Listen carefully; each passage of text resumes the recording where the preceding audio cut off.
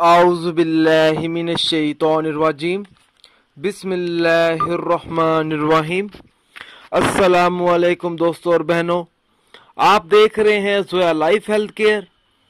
दोस्तों और बहनों, आज हम इस वीडियो में आप लोगों को मरीज़ की शफा याबी के लिए एक आसान सा वजीफ़ा बताएंगे।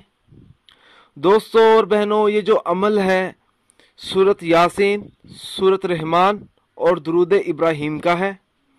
हर किस्म के मरीज़ की शफा याबी और सेहत के लिए पहले मरीज़ को वज़ू करवाएं और इसके बाद मरीज़ को पाक बिस्तर पर सीधा लिटा दें और 7 मरतबा सबसे पहले दुरूद इब्राहिम पढ़ना है, अव्वल व आखिर। इसके दरमियान सूरत यासीन और सूरत रहमान मरीज को बुलंद आवाज से पढ़कर सुनाएं। दोस्तों, जब आप ये अमल करेंगे तो आपने अपना मकसद अपने जहन में रखना है। अगर अमल के दौरान मरीज को नींद भी आ जाए और वो सो भी जाए तो कोई हर्ज नहीं। इंशाअल्लाह ताला इस अमल के बार बार करने से मरीज सेहत याब हो जाएगा इंशाअल्लाह।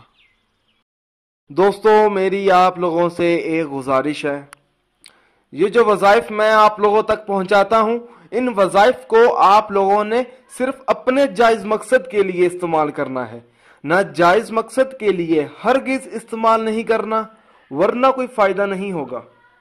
दोस्तों, ये वज़ाइफ तब ही असर करते हैं जब हम इन वज़ाइफ को शराइत के मुताबिक पढ़ते हैं।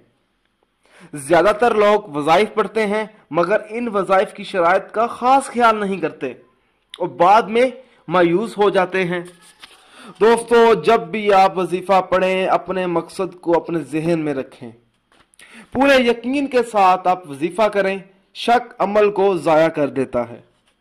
दोस्तों, हर वजीफे के लिए 5 वक्त की नमाज की पाबंदी लाजमी होती है। अगर आप 5 वक्त की नमाज अदा नहीं करेंगे तो अमल का असर नहीं होगा। दोस्तों, कुछ अमल खास होते हैं जिनको इजाजत के बगैर मत करें। दोस्तों, आप जो भी अमल करें अल्लाह की रजा के लिए करें। अल्लाह ताला खुश होगा तो इंशाअल्लाह ताला आपको कामयाबी भी मिलेगी। दोस्तों, अगर आपको हमारी ये वीडियो पसंद आई है, इसको लाइक कीजिए और शेयर कीजिए। अगर आप मुझसे कोई भी वजीफा पूछना चाहते हैं या कोई ऐसा वजीफा है जिसकी आपको समझ ना आ रही हो तो आप मुझे उस वजीफे के बारे में इस वीडियो के नीचे कमेंट कर सकते हैं। अगर आप इसी तरह की मजीद वीडियोस देखना चाहते हैं तो हमारे channel Zoya life health care को सब्सक्राइब करना हरगिज ना भूलें ताकि आपको आगे आने वाली वीडियोस की मालूमात मिलती रहे। जज़ाकल्लाह।